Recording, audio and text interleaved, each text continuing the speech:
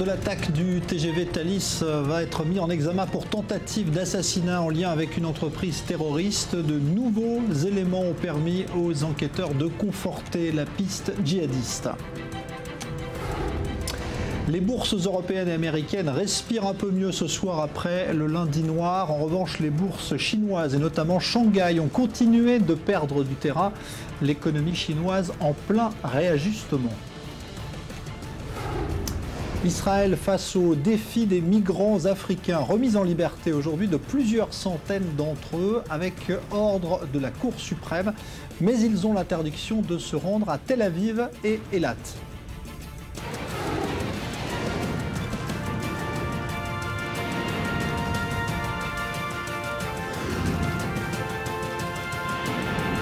Grand Direct, avec Jean-Charles Banoun. Bonsoir. L'auteur de l'attaque avortée dans le train Thalys a donc été déféré au parquet en fin d'après-midi. Ce Marocain de 26 ans, qui a nié tout acte terroriste durant sa garde à vue, a été mis en examen pour tentative d'assassinat en lien avec une entreprise terroriste. Des éléments à charge ont en effet été révélés par les enquêteurs. Julia Ganancia. Ses pieds nus, menottés et les yeux bandés, Ayoub El-Kadzani est arrivé au palais de justice de Paris pour y être présenté à des juges antiterroristes. Le parquet de Paris a mis en examen le jeune homme de 25 ans et a ouvert une information judiciaire des chefs de tentative d'assassinat en relation avec une entreprise individuelle ou collectif terroriste. Titulaire d'une carte de résident espagnol, il vivait à Algeciras où il fréquentait assidûment la mosquée Taqwa, connue pour son prosélytisme radical, et dans laquelle son frère exerçait les fonctions de trésorier. À Bruxelles, la police a mené 2 perquisitions pour tenter de déterminer les lieux de séjour d'Ayoub El-Kadzani. Ces perquisitions ont été menées chez la sœur du suspect ainsi que chez un ami à lui où il aurait résidé plusieurs jours. De son côté, le djihadiste présumé réfute tout acte terroriste. La Kalachnikov, il l'aurait trouvé par hasard dans un jardin près de la gare de Bruxelles. Son projet, menacer les voyageurs pour les détrousser. Des déclarations qui n'ont pas convaincu les enquêteurs, confortées par l'exploitation de son téléphone portable qui a permis d'établir qu'il avait consulté une vidéo de chant djihadiste vendredi avant de monter à bord du Thalys. Ayoub El-Kadzani avait visionné, alors qu'il se trouvait déjà à bord du train Thalys, un fichier audio YouTube dans lequel un individu exhortait ses fidèles au combat et à la prise des armes au nom du prophète. Lors d'un discours devant les ambassadeurs français réunis à Paris, le président François Hollande estime que l'attaque ratée doit inciter la France à se préparer à d'autres attentats. Nous sommes toujours exposés. Et l'agression qui s'est produite vendredi dans le Thalys Amsterdam-Paris, qui aurait pu dégénérer dans un carnage monstrueux, cette agression est une nouvelle preuve que nous devons nous préparer à d'autres assauts et donc nous protéger. Outre la question d'éventuels complices ou de commanditaires, les enquêteurs s'évertuent à reconstituer le parcours sinueux du jeune Marocain. Un séjour en France est désormais attesté. L'opérateur de téléphone mobile Lika Mobile a confirmé avoir employé El-Kadzani de février à avril 2014 avant de se séparer de lui car ses papiers ne lui permettaient pas de travailler dans le pays. Le 10 mai 2015, Ayoub El-Kadzani a été repéré à Berlin, d'où il s'est envolé pour la Turquie. Ce voyage pose la question d'un passage vers les zones de Syrie, sous contrôle de l'organisation État islamique. Alors, invité en direct avec nous depuis Paris, le député socialiste de Seine-et-Marne, Eduardo Riancipel. Bonsoir à vous. Le caractère donc djihadiste de cette attaque est clairement établi ce soir, malgré les dénégations du suspect. Cela ne vous étonne pas finalement? Vous n'aviez aucun doute? Je n'avais aucun doute sur le caractère terroriste de cette tentative d'attentat. Les faits ne faisaient aucun doute. Et je suis heureux que les magistrats en charge de son dossier n'aient pas été dupés par cette stratégie de défense tout à fait lâche de la part de M. El-Kadzani, qui ne reconnaît même pas sa tentative d'attentat et d'acte terroriste. Il était évident qu'à la lumière des éléments qui étaient en possession de tous, et en particulier de la justice, les armes à feu, les 270 munitions avec 9 chargeurs donc en sa possession, plus un pistolet, un cutter, et l'acte et la tentative d'acte au sein du train ne portaient aucun doute quant au caractère d'attentat terroriste Et la justice, elle est indépendante, mais elle n'a pas été dupée par la stratégie de défense de l'individu. Alors, Eduardo Riancipel, on a vu aujourd'hui François Hollande qui a rappelé à quel point la France restait exposée à ce type de menaces. Finalement, on voit bien que ces attentats se répètent et qu'on ne trouve pas de parade. Qu'est-ce qu'on peut faire, à votre avis? Est-ce qu'aujourd'hui, il faut prendre des mesures beaucoup plus drastiques? La France vit un moment très particulier. La menace terroriste est à un niveau très élevé et depuis un moment. Et le gouvernement, l'État, fait tout dans son pouvoir pour protéger et assurer la sécurité des Français. Les services de renseignement ont été dotés de moyens supplémentaires. Nous avons voté de nouvelles lois avant même les attentats qui ont frappé Paris au mois de janvier 2015. Je rappelle que la loi antiterroriste a été votée par l'Assemblée et le Sénat à la fin de l'année 2014, au mois de novembre 2014, avant donc les attentats, que la loi sur le renseignement avait été préparée préalablement, qu'elle a été votée par la suite, et que nous avons aussi donné des moyens supplémentaires aux services de police, aux services de renseignement français, aussi bien techniques qu'humains, pour pouvoir faire face à cette menace qui est une menace inédite, sans précédent, où nous avons affaire à un nouveau type de terrorisme que je pourrais qualifier de solo djihad, où des individus, de manière isolés ou quasi isolés, peuvent passer à l'acte, comme cet individu, El Kazani, qui a tenté d'attaquer des citoyens dans un train entre Bruxelles et Paris. Je crois que les Français et tout le monde, nous sommes lucides quant à la situation. Il y a une difficulté parce que c'est très difficile de faire face à cette nouvelle menace où vous avez affaire à des individus qui sont très difficiles par définition à identifier et interpeller préalablement. Nous n'avons pas affaire à des organisations très structurées. Nous avons près de 3 à 5 000 personnes, entre 3 et 5 000 personnes qui peuvent être concernées de près ou de loin par la mouvance islamiste radicale et donc, en l'occurrence, passer à l'acte et qui pourraient commettre des actes terroristes. La menace, elle est très élevée et nous mettons tous les moyens à notre disposition, les moyens d'une démocratie, mais d'une démocratie qui ne faiblira jamais face à ceux qui veulent porter atteinte à la France et à ses concitoyens. Pour vous, il n'est pas temps de prendre des mesures d'exception, comme le font certaines démocraties, parfois lorsqu'il y a une menace terroriste? On pense à la Grande-Bretagne, à l'époque de l'IRA, où il y avait des possibilités peut-être d'incarcérer plus facilement des personnes, des suspects. Nous avons pris des mesures exceptionnelles pour faire face à ce nouveau type de terrorisme. Mais il n'est pas question de prendre des mesures d'exception, parce que ce serait déroger au droit et déroger justement à la démocratie, qui est ce à quoi veulent porter atteinte les terroristes. Je crois que nous avons donné suffisamment de moyens nouveaux pour nous adapter à la menace.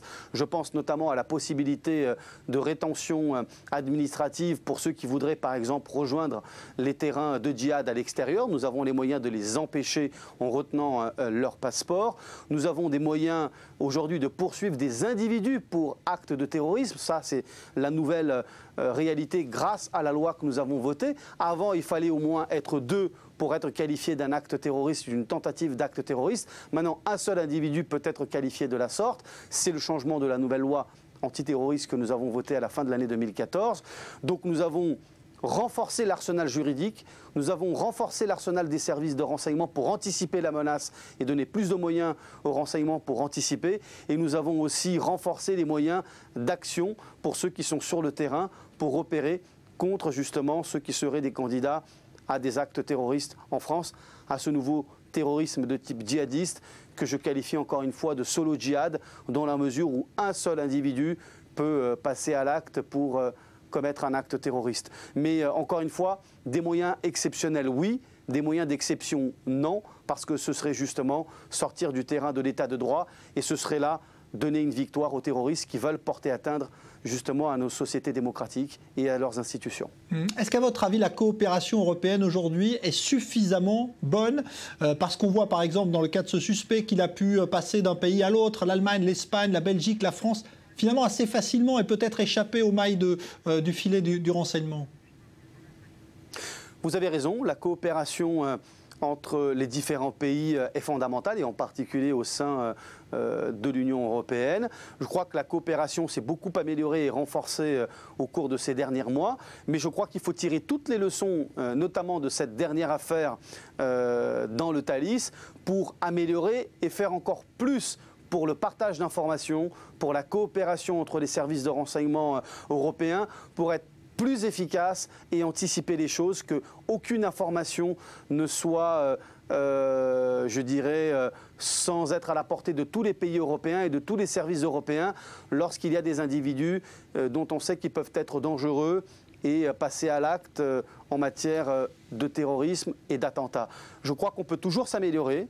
Il faut regarder chaque cas pour tirer les leçons et ensuite prendre les bonnes décisions. Mais vous avez raison, il est certain que la coopération entre les différents États est fondamentale, pas simplement au sein de l'Union européenne. Je pense avec la coopération avec les pays du Maghreb, je pense avec la Turquie, je pense avec tous les pays. On a vu qu'il y a parfois des informations qui ne circulent pas assez vite ou pas du tout. Il faut donc lever tous les obstacles pour que les informations qui concernent des personnalités et des gens dangereux, capables de passer à l'acte et commettre des attentats terroristes, puissent être partagés par tous les services de police et de renseignement, pour qu'il n'y ait jamais aucune faille et qu'on puisse interpeller le plus en amont possible ces individus. Merci Eduardo Rian Cipel. Je rappelle que vous êtes député socialiste de Seine-et-Marne et vous interveniez donc à propos de cette affaire du Thalys. On sait justement que le suspect avait séjourné longuement en Espagne avant d'arriver en France. L'Espagne qui mène aussi la chasse aux djihadistes sur son sol témoin cette opération conjointe menée aujourd'hui simultanément en Espagne et au Maroc. Des attentats étaient, semble-t-il, en train d'être préparés dans ces deux pays. Léonore Jory. Nouveau coup de filet contre le groupe État islamique. Ce mardi, les forces de police espagnoles et marocaines ont arrêté 14 individus. Ils sont soupçonnés de faire partie de l'organisation djihadiste. Les interpellations ont été menées conjointement entre les deux pays. Elles ont eu lieu dans la banlieue de Madrid ainsi que dans plusieurs villes et villages marocains. Pour le gouvernement espagnol, il s'agit de démanteler un réseau qui recrute de futurs combattants. Les individus font partie d'un réseau chargé d'attirer et d'envoyer des djihadistes afin qu'ils rejoignent le groupe État islamique pour combattre dans la zone de conflit qu'ils contrôlent en Irak et en Syrie. L'opération antiterroriste serait toujours en cours. Plusieurs policiers cagoulés ont été aperçus dans le village de San Martín de la Vega, à environ 35 km de la capitale espagnole. Face à la menace terroriste, Madrid annonce des mesures de sécurité renforcées. Nous avons un niveau d'alerte élevé en raison d'une éventuelle attaque terroriste. Cela signifie, entre autres, une plus grande présence policière dans les infrastructures à risque, y compris dans les gares et ports et aéroports. L'Espagne avait déjà fait part de sa crainte de voir ses citoyens partir en Syrie ou en Irak et de revenir commettre des attentats sur son sol. Selon le ministre de l'Intérieur, 126 ressortissants espagnols sont partis combattre dans les rangs du groupe État islamique. 25 d'entre eux auraient été tués. Cette opération d'envergure a été menée quelques jours après l'arrestation d'Ayoub El-Kazani, le tireur présumé du Thalys Amsterdam-Paris. Ce Marocain de 26 ans avait vécu en Espagne en 2014 avant de s'installer en Belgique. Deuxième grand titre ce soir, la situation sur les marchés financiers. Après le vent de folie d'hier, eh bien, on retrouve un peu de retenue aujourd'hui, sauf en Chine où la bourse de Shanghai a continué sa chute. L'économie chinoise est en train, semble-t-il, de passer à un autre rythme après la folle croissance de ces dernières années. Joseph Emmanuel. Les bourses européennes et asiatiques reprennent des couleurs malgré la nouvelle dégringolade de Shanghai. À mi-journée ce mardi, Paris et Francfort prennent plus de 3%, Londres 2,5%, Hong Kong rebondit timidement de 0,7%, une réaction positive aux annonces des autorités chinoises. La contagion n'est donc pas si forte. Mais les experts voient dans ces annonces chinoises des mesures essentiellement symboliques, une manière pour la Chine de rassurer le monde. Tout s'apaise donc, un bon épisode dans une crise qui peut tout de même continuer. L'argent sort du marché et les gens vendent, en partie parce que la Banque centrale chinoise n'a pas injecté assez de liquidités. Donc quand ça bouge, cela veut dire que les liquidités reviennent et la réaction est immédiatement positive. Autrement dit, quand la Chine éternue, nombreux sont les pays à attraper froid. Deuxième économie mondiale, la Chine est avec les États-Unis un moteur essentiel de l'activité planétaire. Et les premiers à s'enrhumer sont les pays émergents, essentiellement exportateurs vers l'immense Chine, Brésil, Mexique, mais également Russie, Corée ou Japon, autant de pays mécaniquement fragilisés par une baisse de la croissance chinoise, mais la Chine compte également parmi ses plus gros clients les pays de l'Union européenne. Si la croissance chinoise ralentit de 3,5 %, les importations européennes chutent de près de 20%, entraînant une baisse d'0,5% du PIB. L'économie des Américains est moins directement liée à la Chine, mais indirectement, elle l'est peut-être encore plus. L'Amérique exporte vers de nombreux pays comme le Canada ou les pays d'Amérique latine, qui sont, eux, très dépendants de la Chine. On comprend donc pourquoi l'Europe se met subitement à la remorque de la Chine. Le président français, comme Angela Merkel, dit avoir confiance en la Chine dans sa capacité à surmonter cette crise.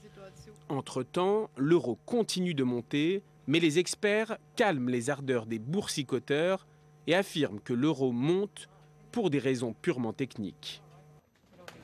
Alors, on est en direct depuis Paris avec Lionel Friedfeld, analyste financier, consultant pour i24 News. Bonsoir Lionel. Confirmation. Bonsoir, ce soir, la situation va mieux, en tout cas sur les marchés occidentaux? Alors, véritable rebond des marchés financiers européens, on l'a vu, le CAC 40 gagne près de 4%, le FTSE en Angleterre également 4%, 5% pour le DAX en Allemagne, même les places comme Madrid, Amsterdam sont en hausse et même la Grèce gagne près de 5,6% alors qu'hier il y a eu un crash de près de 10%. En fait, les bourses européennes sont dans le sillage des bourses asiatiques, en fait pas Shanghai qui perd 7,6%, mais Tokyo avait ouvert en léger repli, ça a regagné près de 1,5%, la même chose pour Hong Kong et même ce matin Wall Street ouvre, on va dire, dans le vert, 2,5% pour le Nasdaq et pour les autres marchés américains. Alors Lionel, cela vient donc précisément de la Chine, hein. C'est l'économie chinoise là, qui est en train de se régler, d'où les faiblesses de ces marchés financiers?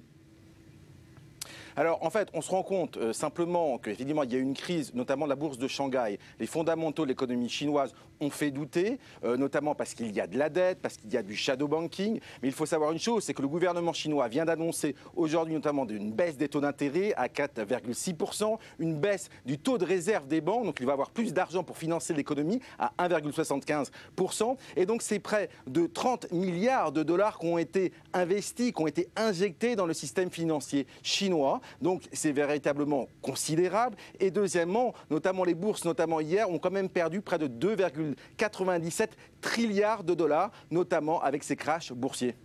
Merci Lionel Friedfeld, donc analyste financier qui intervenait en direct donc de Paris.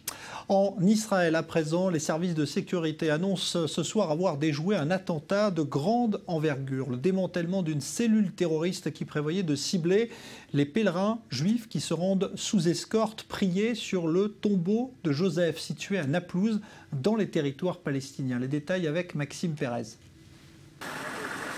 C'est un véritable bain de sang qui a été évité en Cisjordanie. Dans une opération menée conjointement avec le Shabak, l'armée israélienne a appréhendé une cellule palestinienne qui prévoyait une attaque d'envergure contre des fidèles juifs se rendant au tombeau de Joseph, un lieu saint situé au cœur de la ville de Naplouse. Le stratagème des terroristes, actionner plusieurs charges explosives au passage des autobus remplis de pèlerins. Une fois le convoi immobilisé, des tirs nourris devaient viser les passagers ayant survécu à l'explosion. Un homme se cacherait derrière ce projet d'attentat. Il se nomme Mohamed Darwash, un cadre du djihad islamique à Gaza. Le Shabak l'a identifié comme un agent de liaison avec la Cisjordanie. Dans ce cas précis, Mohamed Darwash avait pour mission de fournir en armes et explosifs la cellule terroriste. Ses membres sont 4 Palestiniens âgés de 24 à 30 ans et habitant le nord de la Cisjordanie. Une association hétéroclite qui comprend un membre des Tandim, la branche armée du Fatah, 2 autres appartenant au Hamas et au djihad islamique, et enfin un policier palestinien originaire de Toul-Karem. Pour l'armée israélienne, ce plan terroriste est une nouvelle illustration des tensions grandissantes en Cisjordanie et des efforts investis par les factions palestiniennes à Gaza pour tenter de provoquer un embrasement en Cisjordanie. L'implication directe du djihad islamique semble aussi porter la trace de l'Iran, devenu ces derniers mois le plus grand soutien financier et logistique de l'organisation islamiste palestinienne au détriment du Hamas. La cible n'est pas non plus anodine, un lieu saint du judaïsme, lieu de recueillement pour des milliers d'Israéliens chaque mois. Pour Tzahal, assurer leur protection est un véritable casse-tête. Et même si les déplacements se font sous haute escorte, ce dispositif n'offre pas de garantie absolue. Alors qu'il s'exprimait aujourd'hui à Paris devant les ambassadeurs de France réunis, le président François Hollande a réitéré son initiative de paix pour le Proche-Orient. Pour la France, le statu quo n'est plus supportable, mais il n'est pas question pour autant d'imposer cette fameuse résolution à l'ONU dont il a été question. On écoute. Il n'y a pas d'alternative à la solution des deux États. L'enlisement d'Oslo n'a produit qu'un enchaînement de crises et de violences, comme l'an dernier à Gaza, ou comme il y a quelques semaines, des actes inqualifiables qui ont entraîné la mort tragique d'un enfant en Cisjordanie. Le statu quo n'est pas seulement insupportable, il est dangereux, il fait le jeu des extrêmes. Alors la France s'efforce de préserver un espace pour la paix. C'est le sens de notre proposition d'élargir le champ de la responsabilité internationale par un groupe de soutien qui comprendrait le quartet, États-Unis, Russie, Union européenne et ONU, plus les pays arabes et les pays européens qui voudraient s'investir dans ce processus. C'est aussi le sens de notre action aux Nations Unies. L'objectif, c'est d'amener les deux parties à faire les compromis nécessaires pour que la négociation puisse reprendre et aboutir. Alors on en parle avec Yitzhak Levanon, bonsoir, ambassadeur d'Israël. La France qui est, on va dire pas obsédée, mais quand même, qui revient à la charge régulièrement avec cette volonté d'avoir son initiative de paix au Proche-Orient. Qu'est-ce qu'on peut en penser, qu'est-ce qu'on peut en attendre? Regardez Jean-Charles, pour être tout à fait franc avec vous, je viens d'entendre le président Hollande. Si son initiative se met dans le cadre de ces paroles que je viens d'entendre, c'est une initiative qui est modeste. Il ne dit pas qu'il va chabarder toute la situation et qu'il veut prendre la relève des États-Unis et présenter une résolution aux Nations Unies pour que ce soit, etc. Il veut ouvrir un petit champ pour qu'on puisse amener Israéliens et Palestiniens autour de la table des négociations. Si c'est l'idée, si c'est l'initiative, si ce n'est pas, disons, détruire autre chose pour construire une chimère, je crois que c'est modeste de la part de la France. Mais l'idée n'est pas là. L'idée, c'est que la France veut jouer un rôle direct. Et là, elle, disons, elle fait face aux États-Unis, qui est la seule qui est capable, disons, d'amener Palestiniens et Israéliens autour de la table des négociations. Ce n'est ni la France, ni la Chine, ni l'Europe, ni personne. Donc, si elle le fait de façon qui n'est pas tout à fait coordonnée avec les États-Unis, ça, c'est négatif.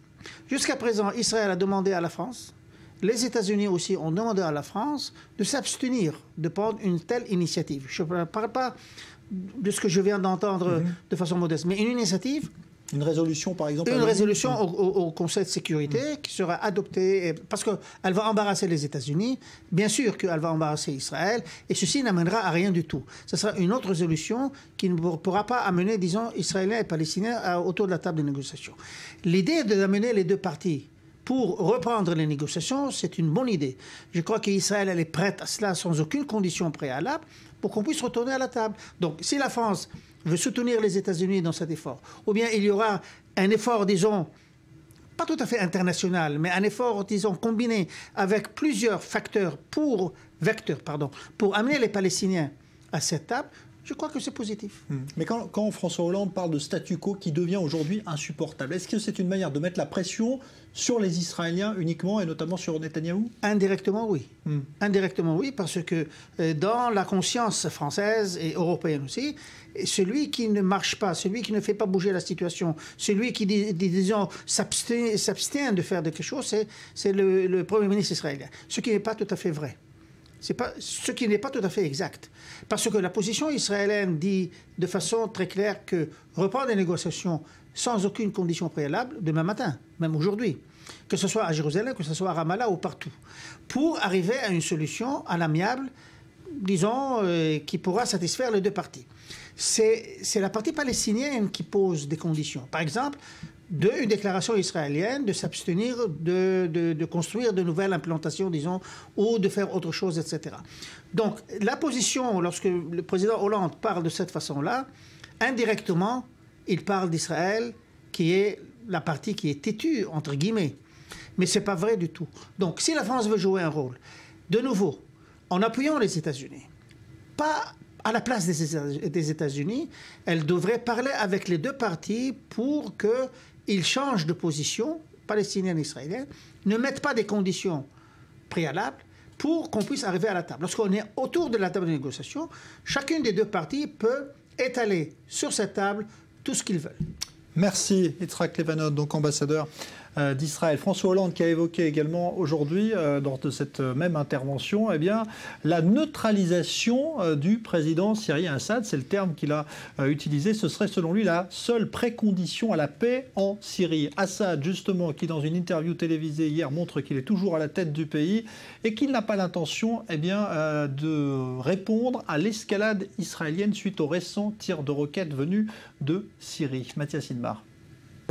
S'occuper d'abord des rebelles et ensuite d'Israël. La phrase est de Bachar al-Assad, prononcée devant les caméras de la chaîne Al-Manar, organe de presse du Hezbollah. Le public est donc acquis à sa cause et le président syrien de qualifier à nouveau les groupes rebelles syriens, tous confondus, de l'État islamique à Al-Nusra et à Al-Qaïda en passant par les rebelles modérés, de terroristes. Une occasion surtout de justifier une fois de plus la présence de milliers d'hommes du Hezbollah pro-iranien sur son territoire. Mais s'il tenait jusqu'alors son rang de président, le ton est moins assuré que dans le passé. Et pour certains analystes, il apparaît ici comme le porte-voix de la mouvance chiite. L'expérience du Liban lors des dernières années nous montre que des Libanais ont fait appel à des éléments extérieurs pour l'aider. Et certains ont même été en contact direct avec Israël. C'est exactement ce qui se passe en Syrie. De nombreux groupes de terroristes demandent de l'aide aux Israéliens. Mais ces terroristes sont plus dangereux que l'ennemi sioniste. Resté passif face aux dernières opérations aériennes israéliennes contre des terroristes du djihad islamique, responsable du tir de 4 roquettes en Israël, Bachar al-Assad tente ici de se justifier. Et pour lui, Israël n'est plus, pour le moment, une menace stratégique pour la Syrie. Les terroristes sont responsables de tout ce qui se passe en Syrie. C'est notre danger principal. Vous ne pouvez pas vous occuper des menaces à l'étranger alors que votre menace est intérieure. Ce n'est qu'à partir du moment où nous pourrons nous débarrasser des menaces intérieures que nous pourrons être à nouveau forts et aucun pays, pas même Israël, ne pourra nous attaquer. En clair, la Syrie saura faire face à Israël une fois la guerre civile terminée. En attendant, plusieurs attaques auraient été attribuées par la presse étrangère ces 2 dernières années aux chasseurs israéliens, sans que la Syrie ne réagisse, dont celle, en janvier 2015, visant en territoire syrien Djihad Mournier, le fils de l'ancien chef militaire du Hezbollah, Iman Mournier, et un général syrien. À l'époque, seul le Hezbollah avait réagi par une attaque causant la mort de 2 soldats israéliens. Avant de marquer une pause, cette dernière minute en provenance de France, fusillade dans un camp de nomades dans la Somme, c'est dans le nord de la France. Il y a 3 morts, 4 blessés graves, dont 2 gendarmes. Pas d'autres précisions pour l'instant. A tout de suite.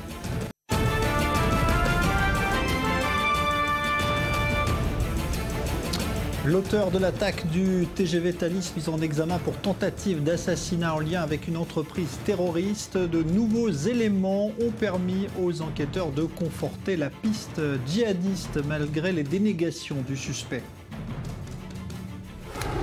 Les bourses européennes et américaines respirent un peu mieux ce soir après le lundi noir. En revanche, la bourse chinoise de Shanghai a continué de perdre du terrain aujourd'hui. L'économie chinoise en plein réajustement. Israël aussi doit faire face au défi des migrants africains, remis en liberté de plusieurs centaines d'entre eux aujourd'hui sur ordre de la Cour suprême, avec toutefois interdiction de se rendre dans 2 villes, Tel Aviv et Eilat.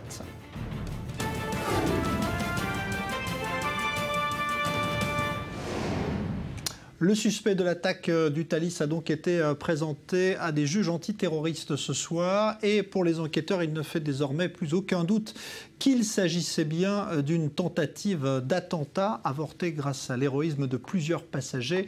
De nouveaux éléments ont en effet aujourd'hui permis au procureur de la République qui s'exprimait en fin d'après-midi de qualifier de fantaisiste la version donnée par le suspect. On écoute. J'ai donc décidé ce jour d'ouvrir une information judiciaire des chefs de tentative d'assassinat, le tout au pluriel, en relation avec une entreprise individuelle ou collective terroriste, ce qui est la traduction juridique du fait que cette tentative d'assassinat concerne précisément l'ensemble des personnes se trouvant à sa portée dans le train Thalys Amsterdam-Paris. Détention, port et détention d'armes détention, port et transport d'armes, d'éléments d'armes et de munitions de catégorie A et B en relation avec une entreprise individuelle ou collective terroriste, participation à une association de malfaiteurs terroristes en vue de la préparation d'un ou plusieurs crimes d'atteinte aux personnes. Le parquet a requis le placement en détention provisoire d'Ayoub Al-Kazani. Les investigations vont maintenant se poursuivre sous l'autorité des magistrats instructeurs qui seront désignés par le président du tribunal de grande instance de Paris. Ces investigations viseront notamment à déterminer la provenance des armes saisies, le parcours d'Ayoub Al-Kazani et les liens qu'il a pu tisser, les complicités dont il a bénéficié, ses sources de financement. Alors quant aux héros, ils ont commencé à regagner chacun leur pays d'origine, Grande-Bretagne ou États-Unis. États-Unis où un engouement médiatique et sans doute populaire comparable à ce que l'on a vu en France se prépare. On va tout de suite justement appeler notre correspondant à New York, David Benaïm. Bonsoir. Les trois Américains qui rentrent vont s'attendre là aussi sans doute à avoir de nombreux honneurs chez vous. S'il y a une chose que les Américains savent faire, c'est célébrer leurs héros.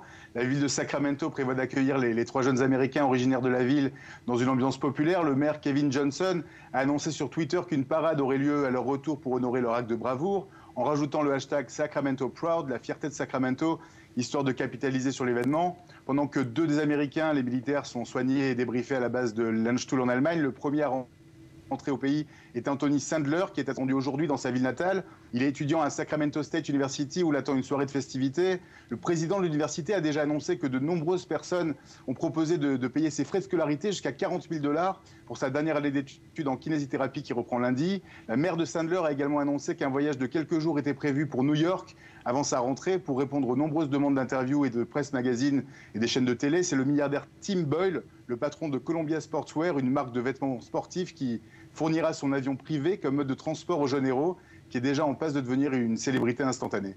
Alors David, voilà pour les hommages, on va dire, plus médiatiques. Qu'en est-il de la Maison-Blanche? Est-ce que Barack Obama a prévu lui aussi de les recevoir? Pour l'instant, rien d'officiel n'a été annoncé. Barack Obama a eu les trois Américains au téléphone ce week-end pour saluer leur héroïsme. Le porte-parole de la Maison-Blanche a dit qu'il était trop tôt pour annoncer une visite officielle à Washington. Ils attendent que Mark Mougalian, le professeur franco-américain blessé lors de l'attaque et qui est toujours en soins intensifs à Paris, soit disponible pour une telle rencontre. Le Pentagone a également annoncé que Spencer Stone, qui est soldat dans l'US Air Force, allait recevoir la médaille de l'aviateur, la plus haute distinction accordée pour un acte de courage hors combat. Et les organisateurs de la grande parade des vétérans de New York a prévu de célébrer le courage de leurs soldats lors du défilé du 11 novembre prochain. Mais au-delà des honneurs et des médailles, ce qui attend surtout ces héros, c'est une multitude de cadeaux à l'image du constructeur automobile Ford, qui a pour tradition d'offrir une voiture aux héros du quotidien, des propositions de livres, de films, des contrats publicitaires. Rien n'est à écarter. Le magazine Variety a proposé qu'un long métrage soit produit sur leur histoire, suggérant comme titre « Let's go, on y va », en écho aux mots prononcés par Alex Karlatos à ses deux amis avant de se lancer et de neutraliser l'assaillant, un blockbuster avec happy ending à la sauce Hollywood en perspective. Merci David Benaïm. Voilà donc comment se préparent les États-Unis pour l'accueil de ces trois Américains qui sont qualifiés de héros. Comment devient-on un héros justement face donc à une menace terroriste? Eh bien, c'est la question qu'on va poser au criminologue et psychologue Jean-Pierre Bouchard qui est en ligne avec nous. Bonsoir. Oui, bonsoir. C'est vrai qu'on peut être étonné, Jean-Pierre Bouchard, dans ce cas précis, d'avoir vu comme cela émerger 4-5 passagers, dont ces trois Américains dont on vient de parler. Qu'est-ce qui fait que, dans ce cas précis, on a eu autant de personnes qui se sont senties tout d'un coup amenées à intervenir? D'abord, c'est le fruit de circonstances exceptionnelles. Ce n'est pas tous les jours qu'on croise un terroriste qui s'apprête à commettre des faits aussi graves. Et là, tout à fait par hasard, il y a des Américains et des Européens, et notamment deux soldats américains qui ont la bonne réaction, parce qu'ils sont préparés à des passages à l'acte pour maîtriser d'autres personnes. Ils sont préparés psychologiquement, ils sont préparés physiquement, donc ils n'hésitent pas, ils ont la force pour le faire, ils savent comment faire, et puis d'autres personnes les aident évidemment. Et donc, ils commettent ce qu'ils considèrent être comme un acte d'autodéfense d'eux-mêmes et de la population qui est dans le train tout à fait normal. Mais au vu de l'extérieur, évidemment, tout ça devient compte tenu des circonstances, compte tenu de la gravité des faits potentiels, un acte d'héroïsme. Et c'est bien normal, puisque ces gens-là ont réussi, en quelque sorte, un exploit en comprend ce criminel potentiel. L'un de ces héros, hein, entre guillemets, a dit c'était ça ou me faire tuer, donc je me suis dit je vais faire quelque chose. Ça veut dire quoi? Que la configuration, finalement, des lieux, de la situation, a aussi poussé ces personnes à passer à l'acte? Bien sûr, les lieux sont très exigus. Face à plusieurs armes à feu, évidemment, les victimes qui ne pouvaient pas bouger, se déplacer, fuir, étaient condamnées par avance. Donc un militaire aguerri et entraîné voit tout de suite que le danger est mortel pour lui et pour les gens qui l'entourent. Donc il a eu une réaction d'autodéfense tout à fait efficace, bien sûr, et son analyse a été pertinente. Jean-Pierre Bouchard, je voudrais qu'on parle maintenant du terroriste, parce que vous aviez mis en garde, vous, déjà, depuis un certain temps, de ce que vous appeliez le terrorisme de proximité. C'est ce qui est en train de se passer aujourd'hui en Europe, et en France notamment? Absolument, dans la mesure où ces nouvelles formes de terrorisme, ce n'est pas un front armé précis, ni très organisé. C'est une nébuleuse idéologie qui, à tout moment, des esprits qui adhèrent donc à ces causes djihadistes et islamistes extrêmes, donc, peuvent décider de passer à l'acte absolument n'importe où et sur des cibles extrêmement variées. Ça peut être des moyens de locomotion comme les avions, les trains, mais ça peut être aussi d'autres lieux où il y a beaucoup de gens et beaucoup d'innocents potentiels. Donc c'est un danger qui devient de plus en plus courant, hélas, avec des gens plus ou moins préparés, commandés de l'extérieur ou pas, de leur propre initiative, et qui sont capables de passer à l'acte. Et hélas, le territoire français, depuis moins d'un an, vient d'en faire les frais à plusieurs reprises. Est-ce qu'il y a une parade contre cela, ou est-ce que, comme l'a dit François Hollande aujourd'hui, on sera encore exposé à ce genre de situation? Alors, mais là, il est courant de dire que le risque zéro n'existe pas, mais par contre, on peut abaisser le niveau de risque. Et pour ça, il faut travailler sur le renseignement et la coopération internationale pour échanger les informations. Avec l'informatique qui est très performante maintenant, c'est assez facile, c'est plus facile qu'avant. Il faut travailler sur les enquêtes, les interpellations. Quand ceux-là sont interpellés, il faut les traduire en justice et qu'ils soient lourdement condamnés, évidemment. Et puis, il faut aussi que la population en général soit vigilante, c'est-à-dire que quand elle voit des gens avec des comportements suspects ou douteux, il faut qu'elle n'hésite pas à les signaler aux forces de l'ordre. Et puis, on voit que ces profils de criminels sont toujours un peu les mêmes. Avant de passer à l'acte de façon terroriste, ils ont un passé de criminels de droit commun récidivistes. Et là aussi, il ne faut pas passer, il faut que la justice pénale les condamne comme ils doivent l'être, de façon à protéger les victimes avérées ou potentielles. Merci Jean-Pierre Bouchard. Je rappelle que vous êtes criminologue et psychologue pour ce témoignage. Le dossier des migrants à présent. Et en Europe, les premiers milliers de réfugiés qui ont réussi aujourd'hui à entrer en Hongrie en provenance des Balkans. L'Europe qui doit maintenant gérer leur flux à l'intérieur de ce que l'on appelle l'espace Schengen. Julia Guénancia. C'est par ces chemins de fer qu'arrivent les demandeurs d'asile, sous l'œil des policiers hongrois. Ils seront interceptés par les autorités puis accueillis dans des centres. Leur voyage a été bloqué la semaine dernière quand la Macédoine, dépassée par l'afflux de personnes arrivant par la Grèce, a déclaré l'état d'urgence et fermé sa frontière pendant 3 jours, repoussant les migrants à coups de matraques et de grenades assourdissantes. Résultat, plus de 2000 migrants et réfugiés ont poursuivi leur marche vers l'Europe occidentale en passant par la Serbie puis la Hongrie. Je suis jeune, je peux supporter ça, mais qu'en est-il de ces bébés? On portait des enfants, on leur a dit que nous avions des bébés. Il y avait aussi des personnes âgées. S'il vous plaît, laissez-nous passer la frontière. Ils ne nous ont pas laissé traverser. Après 4 jours à la frontière, nous avons fui.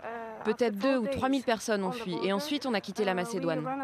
Cet afflux massif de réfugiés intervient quelques jours avant l'achèvement prévu le 31 août d'une clôture métallique qui devrait leur empêcher le passage de la frontière et donc l'entrée dans l'Union européenne. Ce mardi, lors de la conférence des ambassadeurs, le président français esquisse des solutions.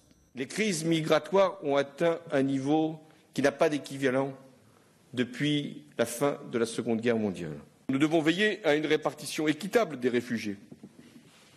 Et il y a des pays qui se refusent aujourd'hui à en accueillir.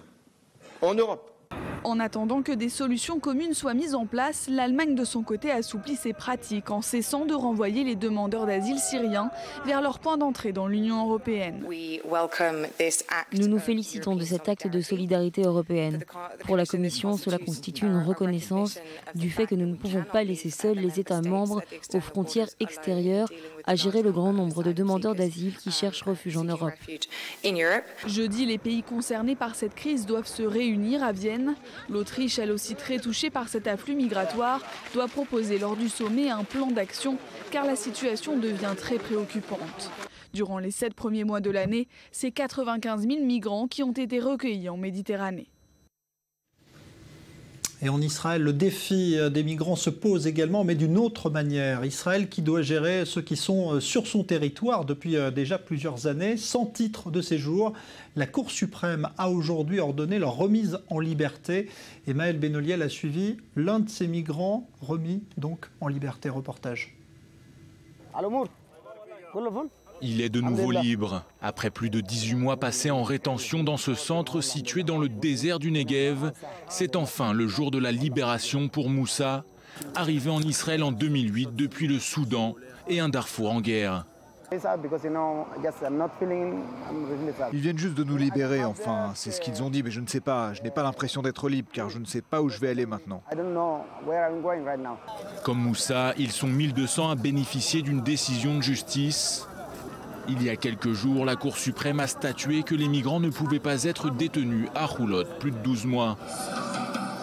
Des migrants qui se voient par ailleurs interdits d'accès aux villes de Tel Aviv et d'Elat. Une interdiction mise en place par le ministère de l'Intérieur et écrite noir sur blanc sur un document d'identité que se voit offrir chaque nouveau libéré. Ça n'est pas mon problème, c'est celui du gouvernement. Ils nous libèrent d'ici, mais pour aller où ? Parce que si tu veux m'envoyer quelque part, dis-moi où je dois aller. Chaque migrant libéré dans le cadre de la décision de la Haute Cour qui se ferait arrêter à Tel Aviv ou à Eilat sera envoyé directement à Saharonim, une prison traditionnelle qui se trouve être ni plus ni moins juste en face du centre de rétention de Choulot. Une décision qui conforte la stratégie du gouvernement selon cette militante des droits de l'homme. C'est parfaitement réfléchi et c'est dans la continuité de ce qui se passe à Choulot. L'État d'Israël n'a qu'un seul but dans cette histoire, leur faire quitter le pays de leur plein gré en leur rendant la vie impossible. C'est le but ultime et tout est fait dans ce sens. Une politique qui porterait ses fruits.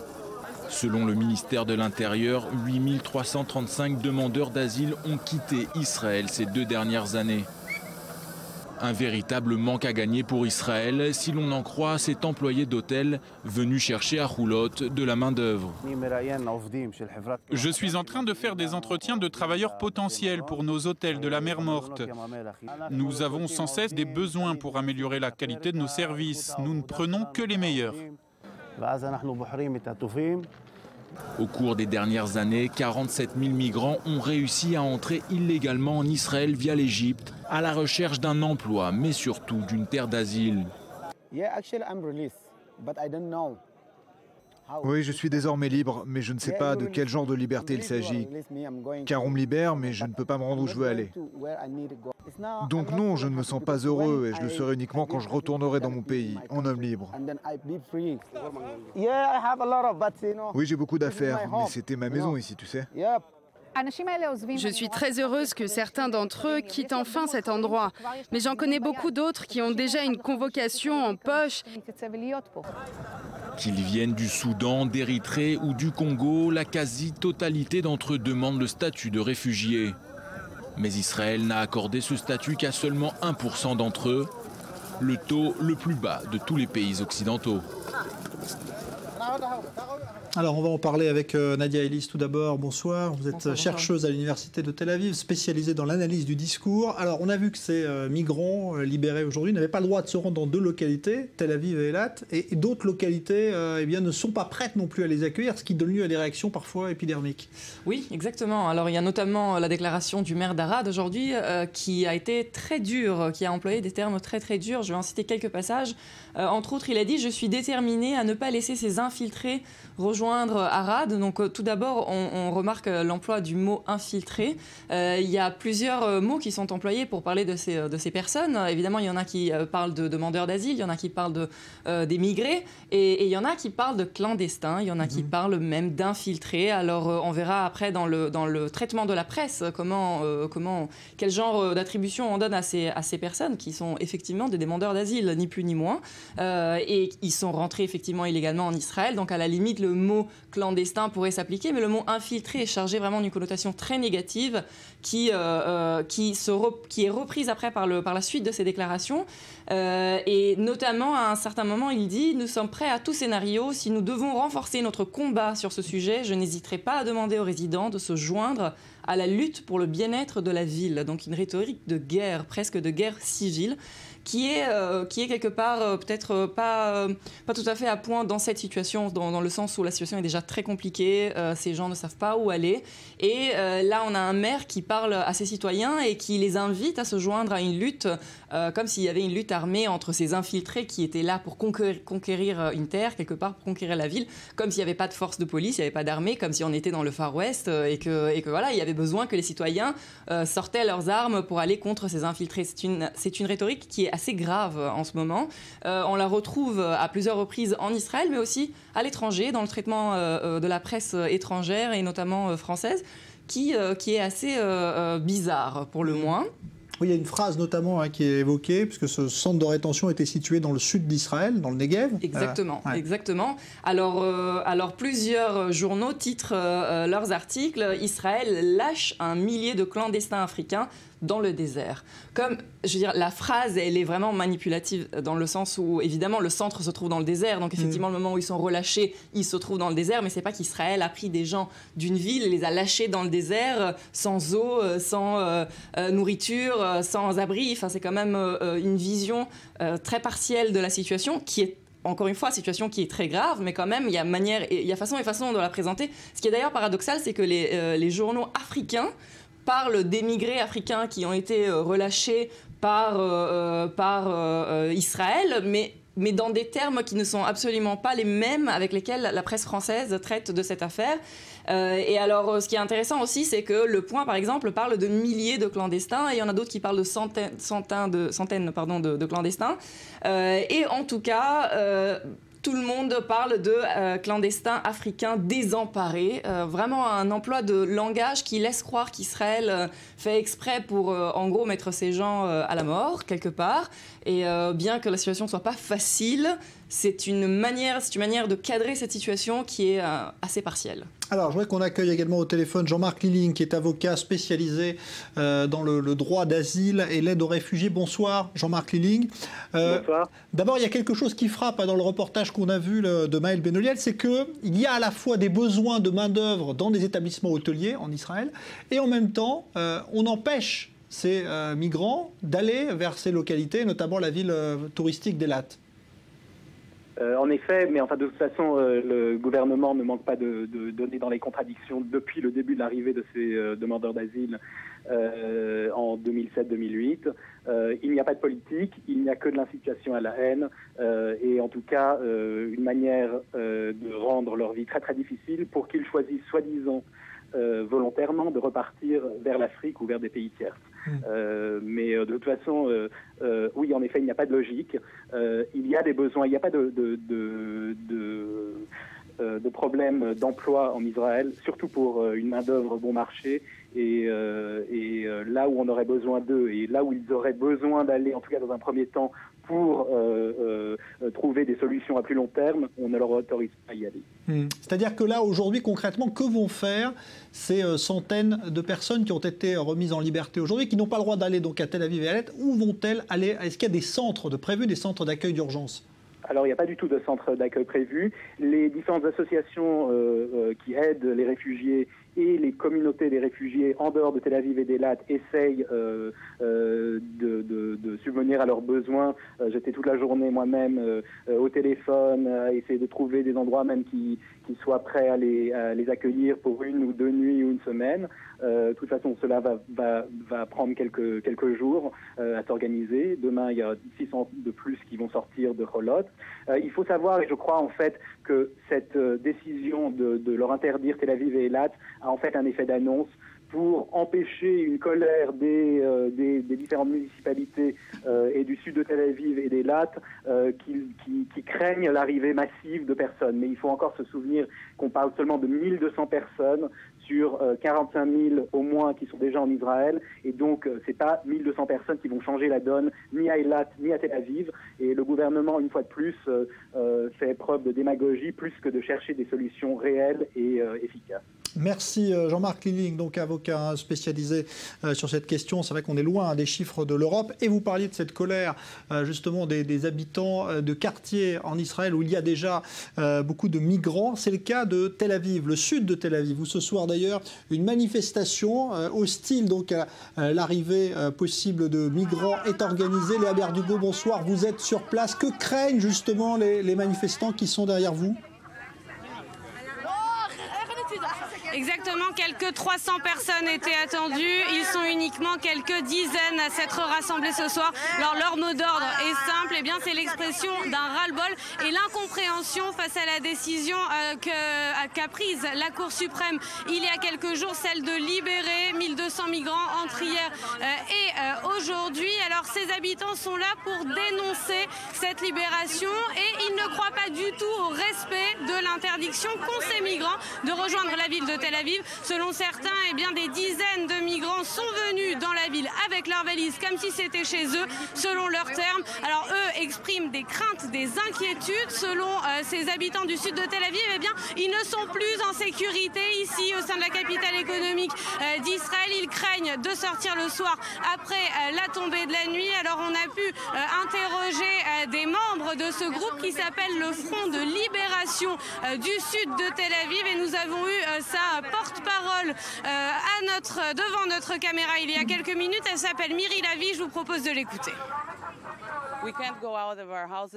Nous ne pouvons pas sortir de nos maisons après le coucher du soleil. Ils font ce qu'ils veulent. Ils se saoulent, ils s'en prennent aux gens, ils volent des iPhones, des portefeuilles. Je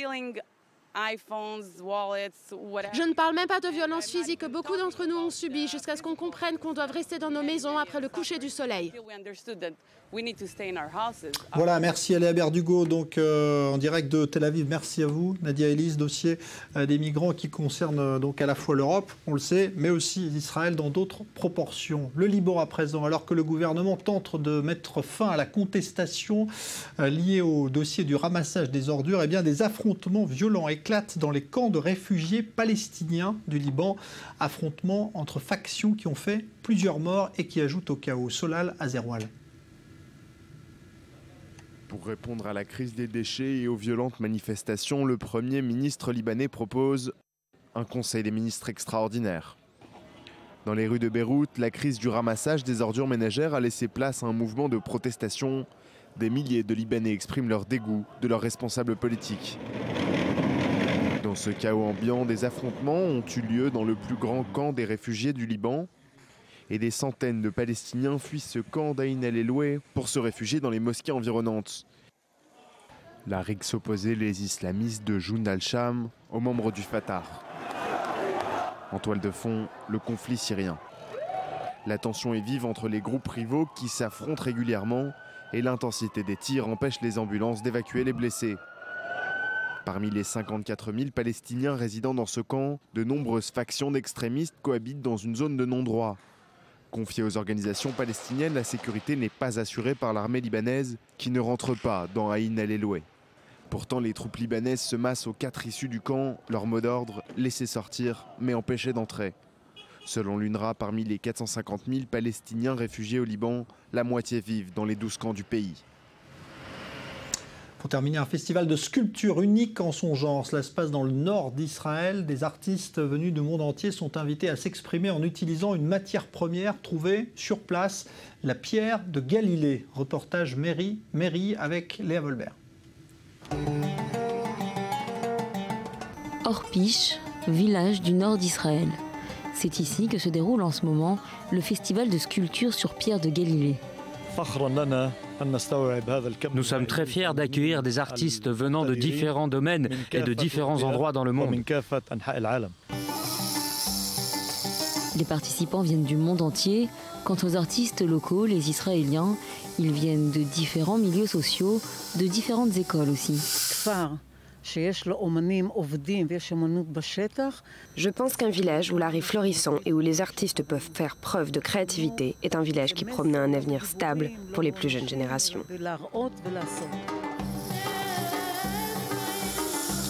Ici, les artistes travaillent uniquement sur des roches massives de Galilée.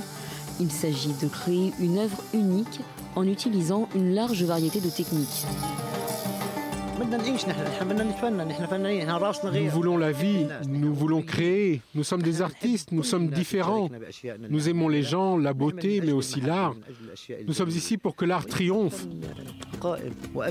Ces pierres sont extraites des carrières de Galilée pour être ensuite utilisées par des artistes dans des créations qui concilient réalité et imagination, concret et abstrait. Le tout incorporant la touche personnelle de chacun des artistes. La maison, le village sont mes sujets de prédilection. La patrie soutenue par son peuple. Ma création montre la patrie reposant sur 4 bustes, chacun orienté dans une direction différente et témoignant de la variété et de la coexistence. Quand le festival s'achèvera dans ce village de Orpish, connu pour sa beauté pittoresque et ses paysages naturels, les créations seront exposées aux côtés de celles des années précédentes sur les montagnes de Galilée. On se retrouve dans une dizaine de minutes pour évoquer cette caution de 10 millions exigée par la justice américaine à l'autorité palestinienne après un procès pour terrorisme. Dans un instant, nouveau point complet sur l'actualité avec Sarah Gaudron. Bonne soirée.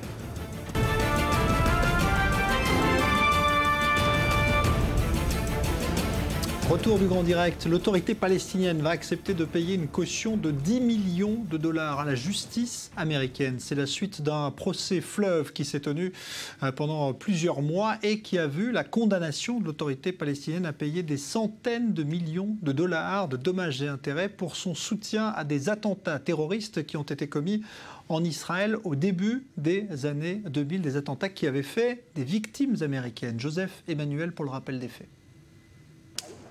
Un juge américain réclame 10 millions de dollars à l'autorité palestinienne et à l'OLP. Une somme bien en dessous des centaines de millions demandés à l'origine, une somme exigée suite à une condamnation pour 6 attentats commis en Israël entre 2002 et 2004. Car parmi les 33 victimes figurent des citoyens américains. En février dernier, les jurés d'un tribunal new-yorkais estiment à l'unanimité que l'autorité palestinienne comme l'OLP sont coupables d'avoir soutenu ces attentats, des attentats perpétrés par le Hamas et par les brigades des martyrs d'Al-Aqsa, la branche armée du Fatah du président Mahmoud Abbas, le Fatah étant la principale composante de l'OLP. Les jurés avaient tout d'abord ordonné de payer 218 millions de dollars, un montant automatiquement triplé dans le cadre des lois antiterroristes américaines, ce qui amenait à la somme de 655 millions de dollars. Une somme gigantesque. L'autorité palestinienne a indiqué vouloir faire appel. Le juge américain leur a donc proposé de verser une caution de 10 millions, le temps du procès en appel. Aujourd'hui, des voix s'élèvent dans le camp palestinien, car selon eux, accepter de payer est une façon de reconnaître sa culpabilité, mais refuser serait prendre le risque de voir les aides américaines coupées. L'autorité palestinienne et l'OLP se trouvent dans une situation financière difficile, mais nous devons payer. Nous faisons appel et pour cela, nous devons déposer une caution. L'administration américaine est tout de même intervenue pour d'abord exhorter le juge à reconsidérer sa demande. Face aux difficultés financières de l'autorité palestinienne, le juge refuse. L'administration Obama aurait alors obtenu une réduction de la caution. Mais cette réduction drastique de la somme à payer est très mal perçue par les familles des victimes. Le département d'État américain a jeté les victimes aux chiens et au lieu de se tenir aux côtés de citoyens innocents touchés par le terrorisme, il se tient aux côtés des auteurs d'attentats suicides palestiniens. Le président américain affirmait il y a peu que la chute de l'autorité palestinienne ébranlerait la politique étrangère des États-Unis. Une raison suffisante pour l'administration Obama de demander à mots couverts aux familles des victimes de tourner la page et de s'inquiéter ouvertement sur la santé financière de l'autorité palestinienne. Alors, on va s'arrêter sur ce dossier avec deux avocats justement présents au studio. Bonsoir Amir Badran, vous êtes avocat ici à Yafo. Bonsoir Roland Roth, vous êtes avocat à Jérusalem et spécialisé en droit international. Je voudrais qu'on fasse une précision, parce que c'est vrai que c'est important de savoir déjà si ces 10 millions qui sont une caution, Roland Roth, représentent un aveu de culpabilité pour l'autorité palestinienne. Est-ce que c'est une reconnaissance finalement? Ce n'est pas une reconnaissance, c'est une obligation. Il n'est pas possible aux États-Unis, au moment de faire un appel, de ne pas démontrer la volonté de vouloir respecter la décision du juge en première instance. Donc d'abord, il ne s'agit pas seulement de 10 millions, c'est 10 millions plus $1 million chaque mois qui va s'écouler jusqu'à la fin de la procédure en appel. Donc ce n'est pas du tout une reconnaissance comme vous semblez le demander ou semblez le croire, mais c'est une obligation légale à défaut de caution. Alors justement, effectivement, là, la caution a été modérée, pas exactement comme l'a dit votre journaliste qui a présenté les faits, a été modérée pour tenir compte d'une partie de la déposition qui a été faite au nom de United States of America, dans lequel il y a d'ailleurs une contradiction interne. Il y a d'une part le point de vue du département de la justice américain, d'autre part un affidavit, c'est-à-dire une déclaration du State Department, du sous-secrétaire d'État américain, qui a une position évidemment non pas pro-palestinienne, mais qui indiquerait que de l'obliger à déposer l'ensemble de la somme, qui est normalement prévue par le Code, mettrait en danger son existence ou en tous les cas la stabilité de l'autorité palestinienne. Le juge en a tenu compte. Mais ce qui est le plus important de comprendre dans cette affaire, c'est que le département de la justice qui a présenté à la cour devant le juge George Daniels, la position de l'État le point de vue des États-Unis d'Amérique, a conclu qu'il soutenait fortement,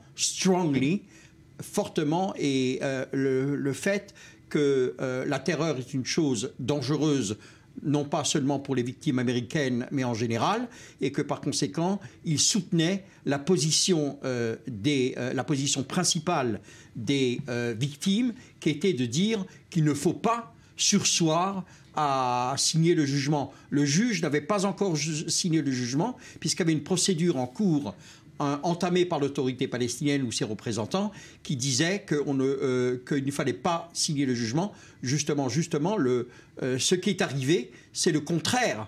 C'était même une énorme réussite. C'est le fait que cet argent n'est pas encore payé ou il est payé au compte-gouttes pour l'instant, ne veut pas dire qu'il n'y a pas une responsabilité qui a été reconnue et qui a été entérinée.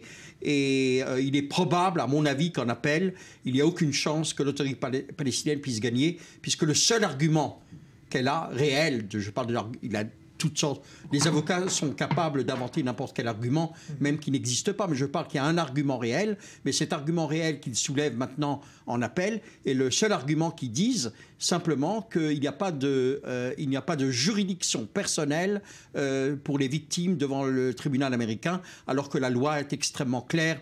L'Antiterrorist Act des États-Unis est tout à fait clair là-dessus. À mon avis, c'est une énorme réussite pour les avocats des victimes. Alors c'est vrai que c'est un procès, Amir Badran, qui a été suivi avec attention, parce que c'est la première fois que l'autorité palestinienne se voyait poursuivie pour soutien aux actes terroristes datant de l'intifada. Et là, il y a condamnation aujourd'hui. Ça va poser des problèmes financiers, évidemment, mais politiques sans doute pour l'autorité palestinienne. Évidemment, la situation elle est assez complexe, seulement je pense un peu différemment que de la manière dont vous l'avez présenté. Je ne pense pas que ce procès a été suivi avec beaucoup d'attention. Je peux vous dire que quand on regarde aujourd'hui, quand j'ai essayé de suivre un peu les médias dans le monde, et même les médias en Israël, j'ai eu beaucoup de mal à trouver quelque chose qui parlait de ce procès aujourd'hui, de cet appel, de cette caution, ainsi de suite. Et c'est pas un hasard, c'est pas pour rien. Je pense que les médias dans le monde, y compris en Israël, y compris ceux qui écrivent en hébreu, savent qu'il faut prendre ce jugement avec précaution, parce qu'en fait, il ne s'agit pas encore d'un jugement absolu. Le côté palestinien sait que pour ne pas se mettre dans le coin et pour justement montrer sa vraie raison, ses raisons et ses arguments qui disent qu'il n'y a pas de compétence, est obligé en fait de payer cette caution parce qu'il n'y a pas d'autre moyen, comme l'a dit votre invité. Cette caution-là ne veut pas dire une culpabilité quelconque, mais ce n'est qu'une procédure qu'on est obligé de passer, sinon l'appel ne sera pas entendu. D'ailleurs, en Israël, la procédure d'appel est quasiment la même, c'est-à-dire que même quand vous voulez faire un appel sur un jugement prononcé dans les tribunaux israéliens, même s'il n'est pas encore absolu, vous êtes obligé de payer une caution, sinon on ne va pas vous entendre. Ceci dit, il y a quand même c'est un cas relativement qui est complexe, qui est dur pour l'autorité palestinienne parce que en fait l'autorité palestinienne est dans une situation économique très très difficile. D'ailleurs, on a vu récemment l'UNRWA qui avait des gros problèmes pour ouvrir l'année scolaire, des problèmes financiers énormes et l'avocat du côté palestinien est en train d'évoquer des arguments en disant même si on arrivera à déposer cet argent-là, en fait cet argent-là sera pris du côté éducatif que la Palestine dont elle a besoin, il sera pris de ces familles qui sont presque en famine et qui ont besoin de cet argent-là. Et c'est pour ça qu'en fait, pour le moment, la situation elle est très complexe pour le côté palestinien. Ceci dit, on sait qu'il ne s'agit pas d'un cas précédent, on sait qu'il ne s'agit pas encore d'un jugement absolu et que les arguments, je ne suis pas tout à fait d'accord avec ce qui a été dit tout à l'heure pour les chances de cette action pour aboutir et pour gagner. Moi, je pense que lorsqu'il y a... C'est vrai que cette action a été entamée parce que justement il y a eu une loi relativement récente aux États-Unis qui permet aux victimes américaines d'intenter une action en justice aux États-Unis. Ceci dit, quand il s'agit dans des tels problèmes, des tels cas, en fait, il y a une loi qui est beaucoup plus précise. Il s'agit de la Convention de Rome qui traite ces problèmes-là. Il y a un tribunal très spécial qui s'appelle la Cour internationale pénale. Elle traite de 4 crimes qui et la quatrième, la crime d'agression, est justement celle qui convient dans ce cas. Ce n'est pas un procès pénal, je regrette. Vous n'êtes pas sur la même longueur d'onde que le tribunal. Le tribunal, c'est justement une affaire civile.